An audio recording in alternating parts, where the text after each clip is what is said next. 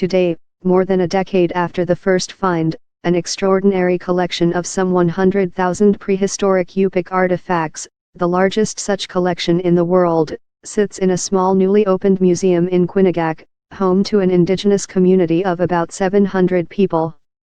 This is by far the highlight of everything I've ever excavated in my 40-year career, and I've worked on some pretty spectacular sites, said Rick Knecht, an archaeologist with the University of Aberdeen in Scotland. For the past 10 years Knecht has led a team racing to save as many items as possible at the excavation site about 3 miles, 4.8 kilometers, from Quinhagak and dubbed Nunalek, which means old village in the Yupik language. If we'd lost it, the people here would have lost their past and a tangible link to that past, which would have been an unbelievable tragedy. Race against the elements. As the permafrost melts, you can see that the soil liquefies. It's like a box of ice cream, Knecht said, pointing to the gooey mud along the fast-eroding shoreline in Quinhagak and large clumps of earth ready to topple into the sea. We've only saved this one site, but tens of thousands like it are being lost right now while we're talking because of climate change, he said.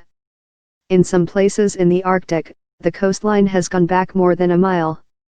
And since I've been here in Quinhagak, it's gone back 10 to 20 meters in merely 10 years. Knecht became involved with the excavation project in 2009 after Warren Jones, a village leader, contacted him, desperate to salvage what remains of his people's past. Based on carbon dating of organic material at Nunalek, experts believe the site dates back to a time historians call the Bow and Arrow Wars, when Yupik communities were engaged in fierce warfare and before Russian explorers discovered Alaska in the early 1800s.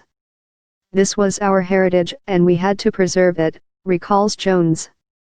We couldn't let it get lost at sea. But getting village elders who believe ancestral sites should not be disturbed to agree was no easy task. It took Warren Jones 2 years to talk the village, person by person, into allowing an archaeological project, Knecht said. They thought long and hard about it and some of the elders who were reluctant are now our strongest supporters. Cultural tragedy. Many village residents now volunteer every summer to join Knecht and his crew of fellow archaeologists and students as they sift through the earth to save what they can. You get this terrible feeling of working against time and you realize the full scope of the cultural tragedy that is part of climate change, said Knecht. It's grim, it really is grim. It's a horror show. For every beautifully preserved mask lifted out of the ground, there are thousands falling to the sea in other, still undiscovered sites that no one will ever see. But against the grim backdrop of climate change, one positive side effect has been renewed interest among the Yupik people in the practices and traditions of their ancestors.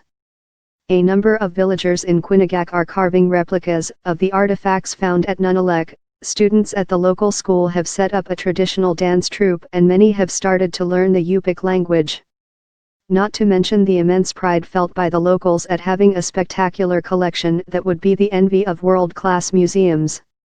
This has had a lot of impact on this small community, Jones said. And it's important the collection stay in Quinhagak, he added. These objects belong to the community. But we are willing to share and send them out to museums on loan so that other people learn about us.